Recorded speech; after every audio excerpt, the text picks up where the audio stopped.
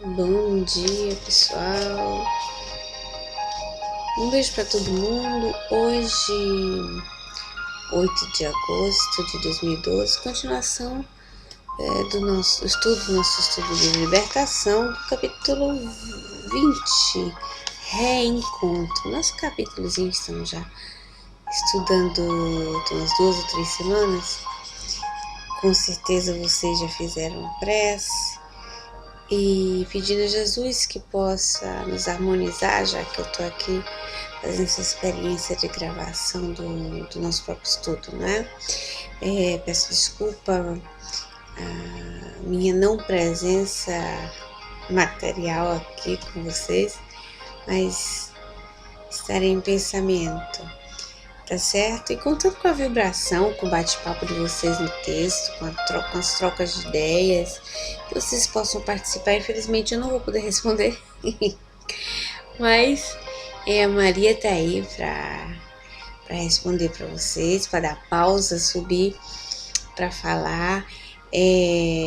O Dudu também, o Joel e a nossa equipe do Maria de Nazaré, tá certo?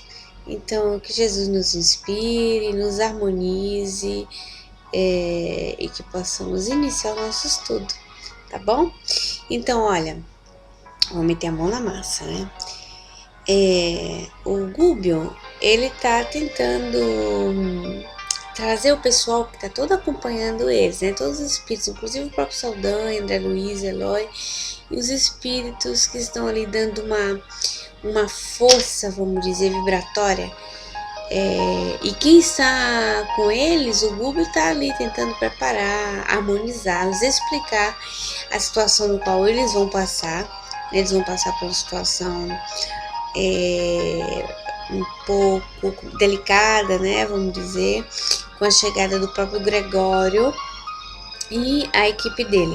Então, semana passada, nós vimos o pedacinho onde Gúbio coloca o pessoal em um semicírculo, relembrando, não é, as cenas evangélicas, justamente para harmonizar, porque eu ainda falei que lembrando de Jesus, quando nós falamos da sua passagem no planeta, nós cristãos, não é? Principalmente sentimos o nosso coração elevado e nós melhoramos o nosso campo vibratório. Mais adiante, isso aqui eu estou recapitulando aquilo que nós fizemos na semana passada. O Gúbio vai ajudar energeticamente para a materialização novamente da Matilde.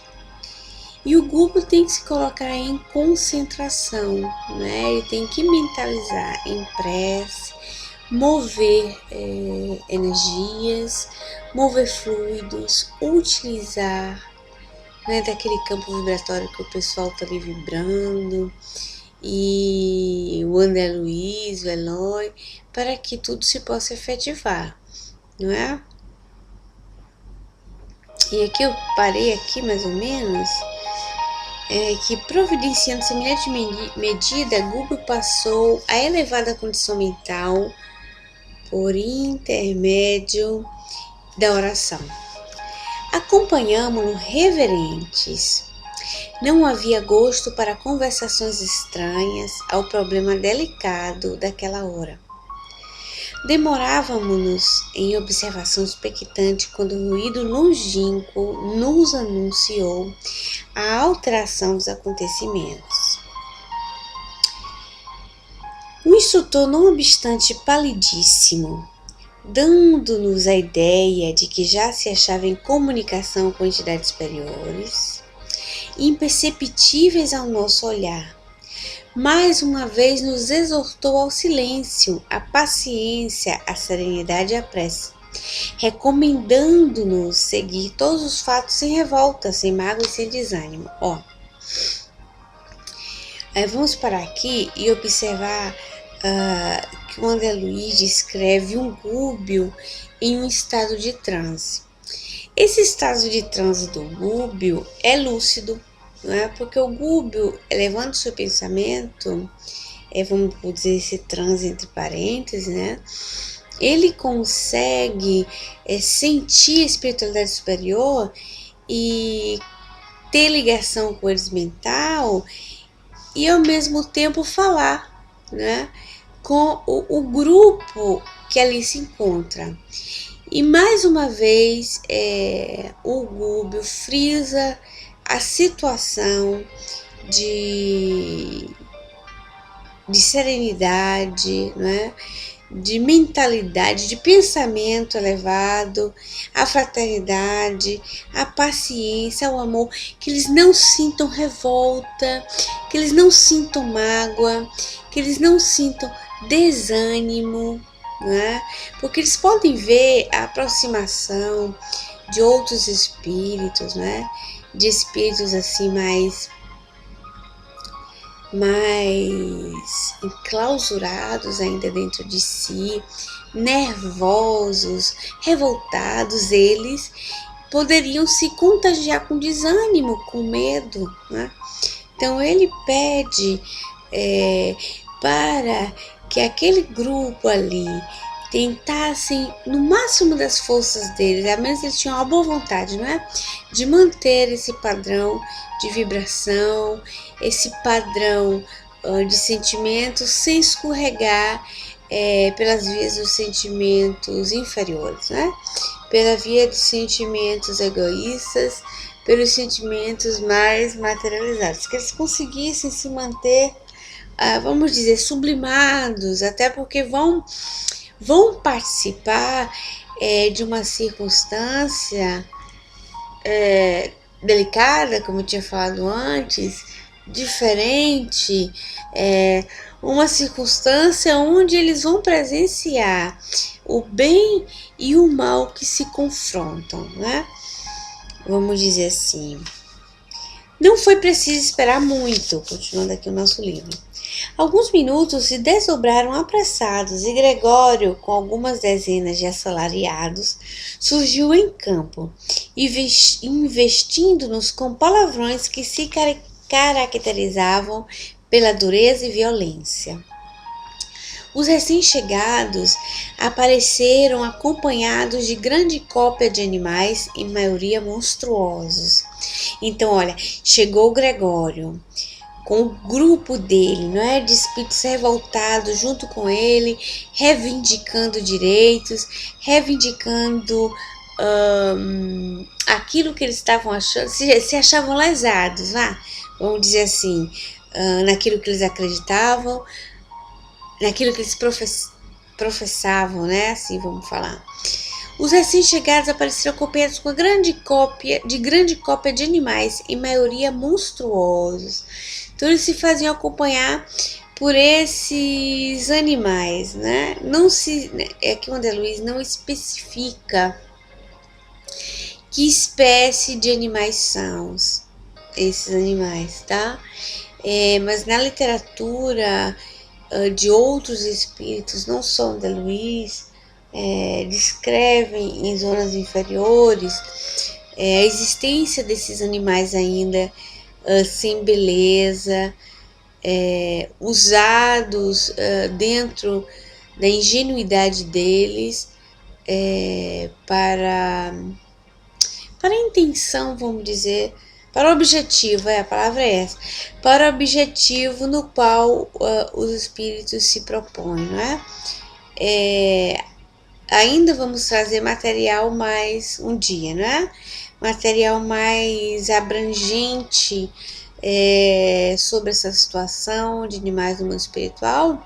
Mas se a Maria quiser subir para falar um pouquinho, ou se vocês quiserem trocar um pouco de ideia sobre esse assunto, à vontade, Maria, pode dar uma pausazinha e dar uma subida, né? Acredito, Dudu, dar uma coçada assim na garganta e dar uma força, né?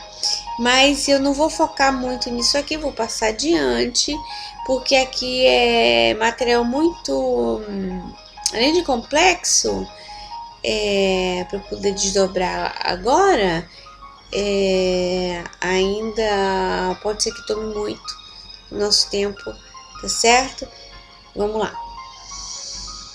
Noutras circunstâncias, sem a bênção do aviso salutar, provavelmente teríamos debandado. Mas Gúbio, cuja superioridade conhecíamos por experiência própria, ali se mantinha, resoluto, imperturbável, emitindo ondas de luminosidade intensa, veiculando forças magnéticas imponderáveis, que dirigidas sobre nós, como que nos supria de recursos necessários ao procedimento irrepreensível. E olha que situação. Vocês imaginam? Quem é que não ia amarelar? Né? Chegando o Gregório com uma banda de gente, com a turma, quantidade enorme deles, armados de sentimentos antagônicos ao bem. Quem é que não amarelava quer fugir? O Gúbio, na leitura anterior, nós tratamos de semana passada, falou, olha, não pode fugir na hora que o Gregório chegar, não vai dar para fugir, até porque muitos espíritos que se encontravam ali não davam para vomitar, porque ainda estavam materializados, né? Teria que usar o método da carreira mesmo. E tô rindo porque imaginando a situação, eu querendo fugir, né? E querendo voar e não poder. Ai, meu Deus. Pois é, não daria certo. Então o Gúbio avisou. Então André Luiz assim, olha, se a gente não tivesse sido preparado, harmonizado, né? A intenção qual era? O instinto dar no pé, né? Correr, já pensou? Eu imaginei agora como comparação, a gente tá estando numa praia e chega uma galera do arrastão. Aquilo, o pessoal aí do Rio sabe bem o que é isso, deu muito nos jornais do Brasil. Você tá sentadinho assim na praia, tomando seu sol, com sua família, e vinha aquele mundo de gente, não é? Desequilibrada, correndo para violentar, para assaltar. Então eu imagino que distinto a pessoa é levantar e correr, fugir, se salvar, não é? Então o André Luiz coloca isso, que se não tivessem sido, vamos dizer assim, que o Gúbio os tranquilizou, passou a língua, né, quando a gente falou, conversou, organizou, e além do mais, impassível, com a confiança, que isso é a confiança em Deus, não é? A certeza do que está fazendo, a fé. E também a semana passada falávamos de fé, da nossa fé que é oscilante, da nossa fé que vai e vem, não é? Que às vezes está mais, às vezes está menos, que muitas vezes nós estamos sentindo uma dor muito grande e a gente esquece da nossa fé, e maldiz as situações, esquecendo da justiça de Deus.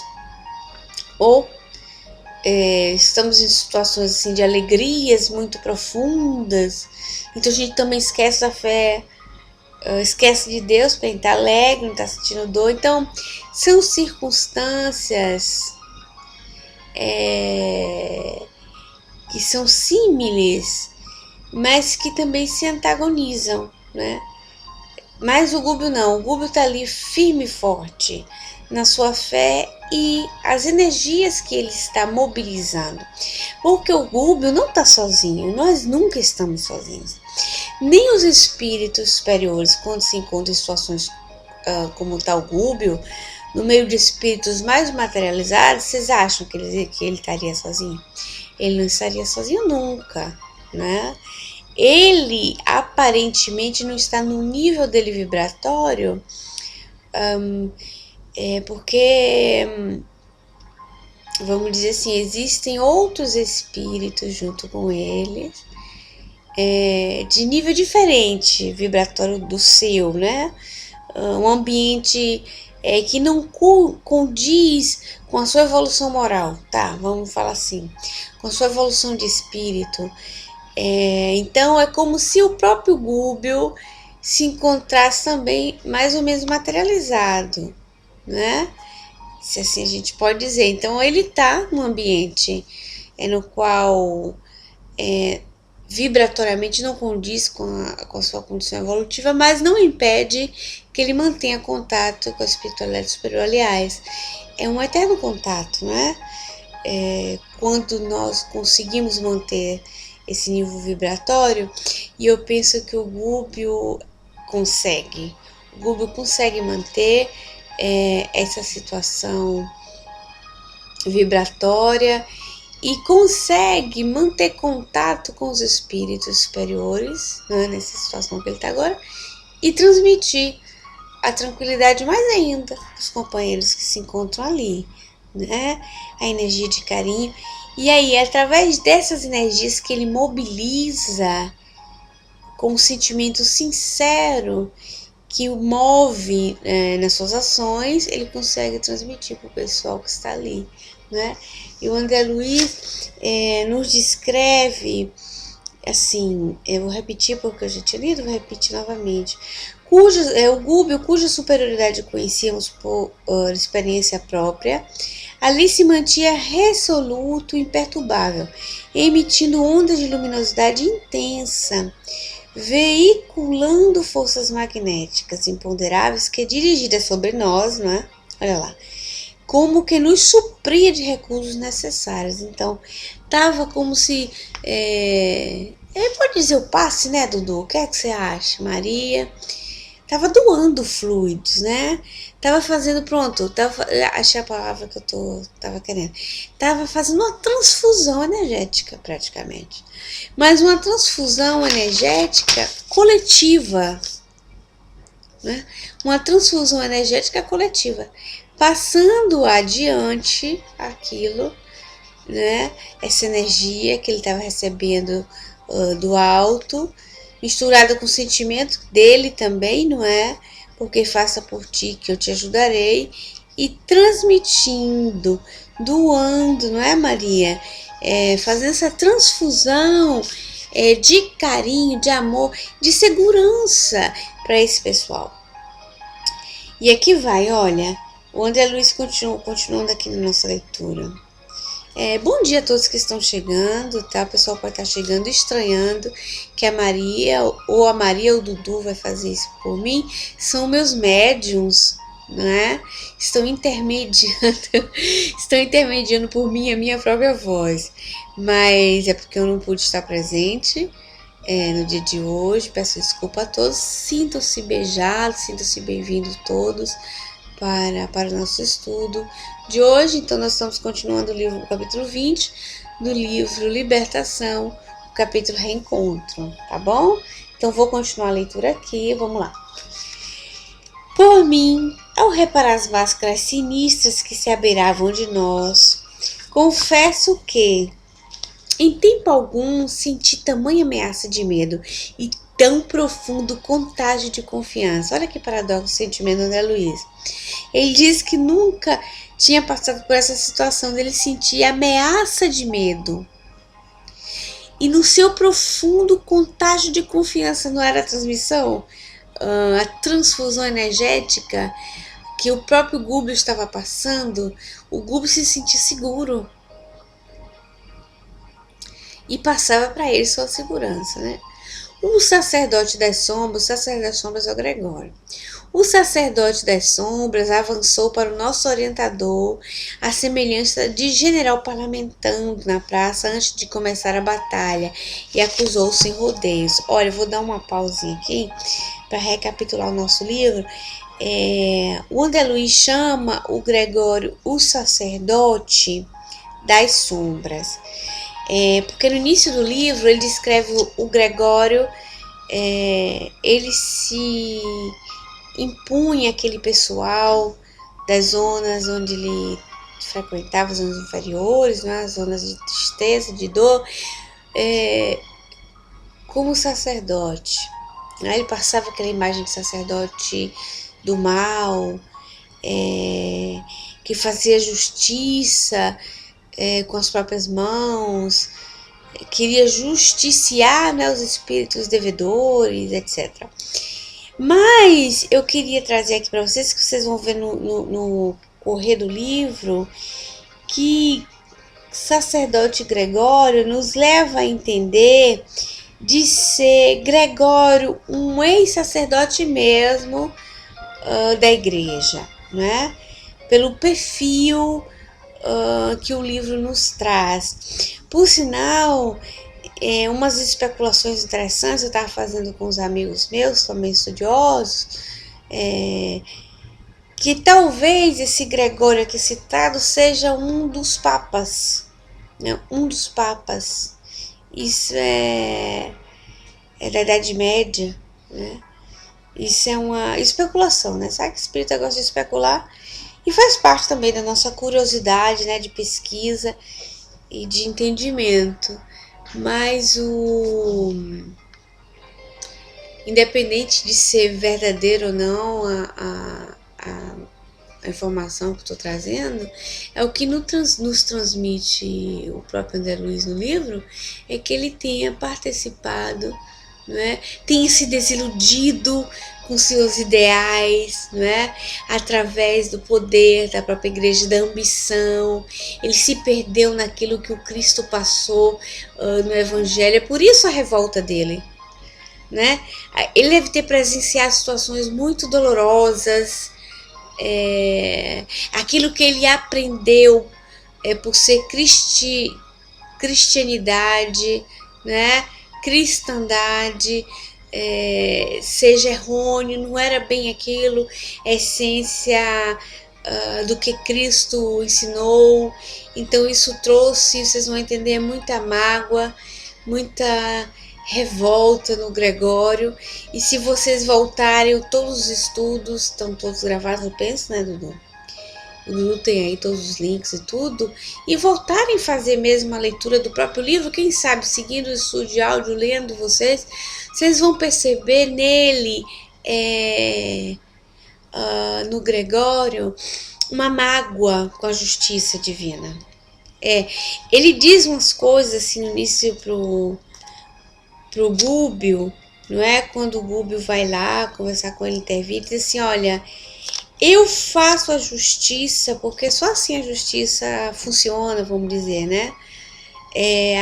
Porque os espíritos como ele, mas espíritos que cometem leviandade, como nós, na vida material, que cometem deslizes e erros, eles acham que ficam impunes. Aí eles querem manipular esses espíritos nas zonas inferiores, fazendo justiça com as próprias mãos, vamos dizer, se fazendo justiceiros de Deus. Mas não porque eles devam isso a Deus, eles acham que estão trabalhando para Deus, não é isso. Eles estão dizendo assim, que estão efetivando a justiça. Não é tipo assim, eles não têm conhecimento da lei da natureza de causa e efeitos, ou eles acham que não é tão eficaz, né? Essa lei de que tem que pagar por amor. Acha que se tem que pagar por sangue, vamos dizer. O sangue tem que ser lavado com o sangue. A lei de Hammurabi, né? Olho por olho, dente por dente. Então aquela ideia do Cristo dá a outra face. Se você apanhar de um lado, dê a sua outra face. Então nós percebemos um Gregório, um sacerdote magoado, mas porque a noção dele de justiça era ainda muito material, muito pequena, não é? Nós lembremos que os judeus esperavam um Jesus justiceiro, não é? Um Jesus que subisse num cavalo alado com a espada e que fizesse justiça com sangue lavado dos romanos, né?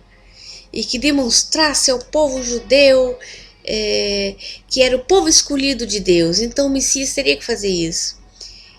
Teria que transformar o reino de Deus ali, materializar o reino de Deus, como eles pretendiam na Bíblia, com sangue, e Judas pensava que Jesus fosse fazer isso, e Jesus demonstrou que fazer justiça era amar, né? Era isso que Deus passava a lição através de Jesus, que era amando. Então isso confundiu muito, né?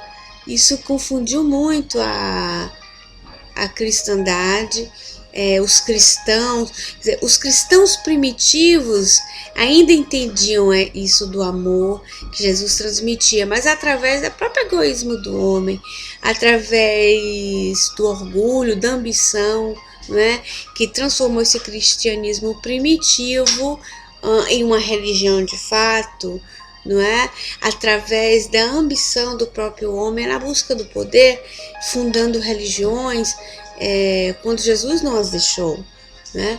Quando Jesus prometeu e nos ensinou uma outra situação de fé, né?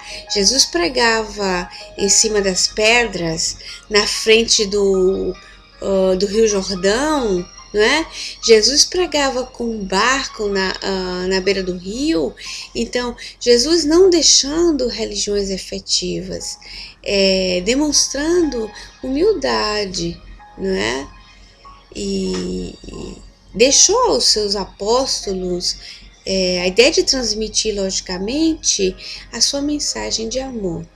Mas isso foi confundido, porque o ser humano que vieram misturar o poder, porque veio o cristianismo primitivo, aí chegaram os imperadores, reis de Roma, Constantino incluso, né, a confundir toda a ideia, porque tinha que somar o cristianismo junto com o paganismo, e foi uma grande confusão, né, e chegamos à ideia de hoje. Então, eu escolhi de falar hoje do personagem Gregório, focando mais ele, para que não fique só a ideia daquele, o sacerdote das sombras, aquele espírito mau, chefão lá de tantos outros espíritos ruins. Não é bem isso, né?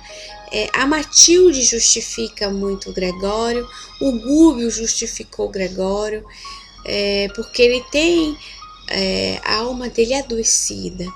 Vocês imaginem a pessoa acreditar, fazer votos por uma determinada fé e de repente sentir-se frustrado com aquilo porque não responde aquilo que a pessoa acredita ou idealiza. Isso pode ser a gente pensar que Deus vai preencher o nosso desejo de mandar, por exemplo, de comandar o povo, de querer fazer justiça com sangue, né?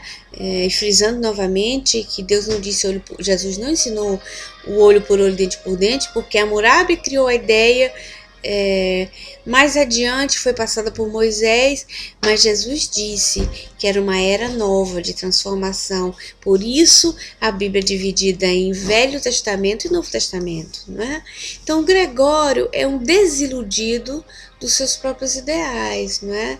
Ele se sente como se fosse traído pelo Cordeiro, né? Então ele acha que aquela ideia de Cristo se fazer humilde, de Cristo se deixar cuspir, de Cristo se deixar crucificar, não funciona coisa nenhuma, né? Então ele passa a querer fazer justiça por si. O ser humano, não só o Gregório, tenta fazer justiça sempre, cotidianamente, não é? Se nós observarmos que na nossa sociedade do mundo, hoje, nós tentamos muitas vezes fazer justiça por nós, né? A lei está aí, as constituições, cada país tem a sua, com sua determinada lei, adaptada à cultura de cada país, necessidade moral, psicológica, evolução também moral dos indivíduos daquele país, etc. Mas eu vou pegar o exemplo do Brasil, por exemplo, agora, pegar o Brasil, por exemplo. Nós temos tal lei, mas aí nós achamos que aquela lei não está funcionando. Aí eu começo a pensar que eu tenho que fazer justiça por mim, né? E como é que eu vou fazer justiça por mim? Por exemplo, nós não sabemos que existem grupos que tentam fazer justiça matando os criminosos, né? Grupos de extermínio, né? Querendo eliminar o outro ser humano porque acha que aquela lei não está dando certo e que a melhor coisa é matar logo todo mundo que vai livrar o mal. Olha bem, errado, né? Banalizando a justiça. Você sabe por quê? Porque entra na nossa noção de justiça egoísta, não é? Olhe bem que o Alexandre estava falando pra gente no estudo da terça-feira, do Livro dos Espíritos, na lei de justiça, né? Que muitas vezes o ser humano tem que se adaptar às leis que vive da sociedade que vive. Eco, é isso. Só que onde a lei humana falha é onde vai agir, vai estar agindo, não é que vai agir depois que a lei humana está falhando. Já está em ação a lei de Deus. Mas o ser humano, nessa situação que eu estou falando dos grupos de extermínio, deseja fazer realmente justiça por si, porque não acredita mais na justiça do sistema, na lei do sistema, e quer fazer justiça por si mesmo. Errado, não é? Porque nas leis divinas, na nossa lei humana, por exemplo, não nos dá o direito, na lei do Brasil não dá direito o ser humano matar outro. O próprio Brasil não tem, não é? A lei capital. Mas alguns grupos, acreditando que aquela lei não condiz com a realidade social, vai lá e cria esse grupo de extermínio. Então o ser humano age por ele mesmo. Ele está, ou seja, ele está indo contra a lei da sua sociedade, está indo contra a lei divina. Mas descobrindo, vamos supor, essa lei, né, esse desvio, vamos dizer, da lei, a justiça vai ser feita também dentro das leis do homem. Entende? Então, voltando para o personagem Gregório, ele é como se fosse, vamos dizer, né, uma comparação assim, esses grupos de extermínio, porque ele já não acredita no que a justiça de Deus pode fazer. Né? Eles se referem, os espíritos inferiores nas zonas de sombra, eles se referem a nós cristãos que levantamos a bandeira do Cristo como filhos do Cordeiro, né? Eles chamam assim, seguidores do Cordeiro. Então, por que o Cordeiro? Foi uma expressão usada por Jesus, não é? Ele se identificou assim, o sangue do Cordeiro foi derramado, porque Jesus se deixou sacrificar para demonstrar humildade, não é? Judas esperou até o último momento que Jesus descesse daquela cruz ali com a espada em punho e fizesse justiça e se demonstrasse filho de Deus realmente, né? Mas Jesus demonstrou nas suas ações coerente suas palavras, porque ele disse que o meu reino não é deste mundo. Porque Pilatos pergunta a Jesus, judeu, né? Jesus judeu, pergunta para ele, mas você se declara rei? E a resposta de Jesus diz, o meu reino não é desse mundo. Então Jesus deu a entender que onde ele poderia demonstrar sua perfeição, porque era assim que ele quis se identificar como rei, né? Não era do planeta. Naquele momento tinha César como chefia, vamos dizer, daquele ambiente, e os judeus não conseguiam engolir isso, né? Os judeus até hoje esperam um Messias que vá demonstrar para eles o reino que eles esperam, porque eles se acham um povo escolhido. Né? Então, olhe bem, o orgulho do ser humano que ainda não entende que nós somos todos iguais e que não existe distinção de nação, nenhum país melhor do que o outro, nem o preto é melhor que o branco, nem o branco é melhor que o índio, etc. Né? Ainda nos falta essa noção de moralidade. Jesus mais ainda nos ensinou, quando chega Maria lá com os irmãos e vem os apóstolos do Senhor, a sua mãe e seus irmãos estão aí fora e querem falar. E Jesus diz assim, o público que estava escutando ele, diz: eis a minha mãe e eis os meus irmãos, né? Demonstrando a família universal. Mas esse discurso de Jesus, de bondade, de universalidade, sufoca o orgulhoso. Sufoca o orgulhoso. Porque o orgulhoso não quer aceitar que o mendigo é irmão dele. O rei não quer aceitar que o plebeu é seu irmão. Justo? Por quê? Porque essa igualdade eles não aceitam. Eu que sou rico, que sou potente, que sou presidente, que sou o rei, sou irmão daquele fedido lá do meio da rua? Não, de jeito nenhum, eu tenho sangue azul. Grande ilusão. Eu acho interessante que aqui tem um personagem italiano, por sinal napolitano, se chama Totò. Grande sábio. E ele tem uma determinada, eu acho que é uma poesia que ele escreveu, e fala, um dia eu vou trazer para vocês, vou traduzir, e fala o diálogo de dois defuntos, um rico e outro pobre, né? E a conversa que existe entre eles, que vai demonstrando que depois da tumba são todos iguais. Totò não era espírita, penso que apenas era um católico, por sinal era até príncipe, tinha título de príncipe, e era cômico, ele era um cômico. E tinha essa sabedoria, né? Na verdade ele tem razão, nós somos todos iguais. Só faltou ele completar que o que difere as pessoas além túmulo e a riqueza que difere é a moralidade, né? É a bagagem, a única malinha que a gente traz conosco é a bagagem de amor que nós formos capazes de trazer, mais possível de ação no bem, ou domar os nossos impulsos, os nossos instintos negativos, as nossas paixões ao mal. E aí sim, faltou isso, que ele pudesse, mas ele já sabe, ele já se encontra do outro lado, então ele já sabe hoje se ele pudesse voltar e terminar a poesia dele, ele frisaria também essa situação. Então eu vou ver aqui, deixa eu ver onde foi que parei. Sim, eu tava falando pra vocês e parei aqui, enfatizei na verdade o personagem Gregório, por sinal dou até um tempo aí se a Maria quiser dar um pause pra subir.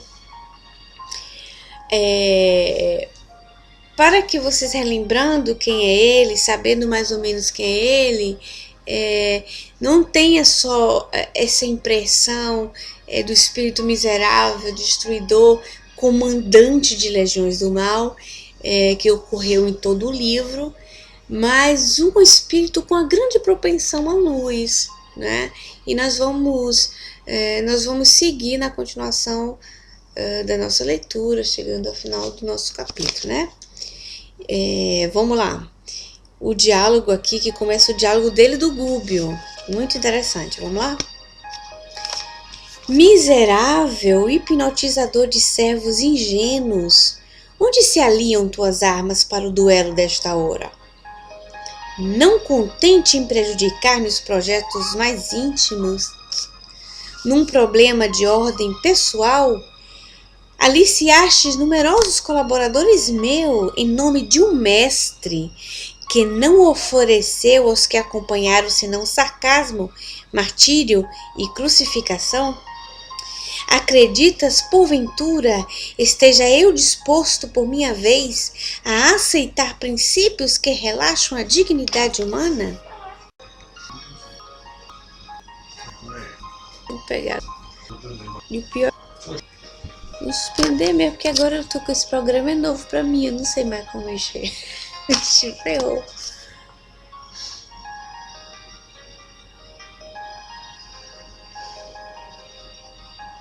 Salvar, né?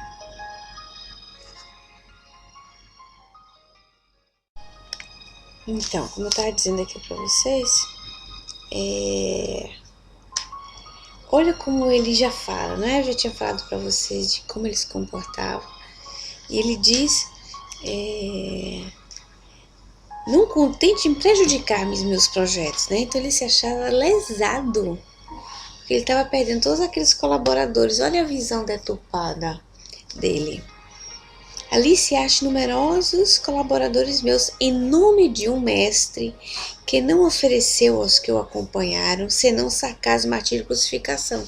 Vocês viram a mágoa que ele tem dos ideais cristãos?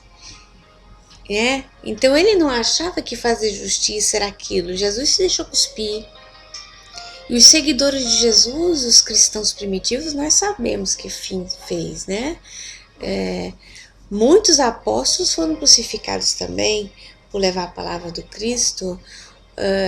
Paulo de Tarso chegou depois, mas Paulo de Tarso tomou pedrada para todo lugar, por onde andou, não é? Então, semana que vem eu vou tratar mais desse assunto. Quem sabe se não vai dar pra gente concluir o nosso estudo, tá certo? Então eu deixo um beijo para vocês, passando para Maria, porque ela conclui pra gente, vocês trocam ideias. Um beijo muito carinhoso e obrigado pela paciência, tá certo, gente? Tchauzinho.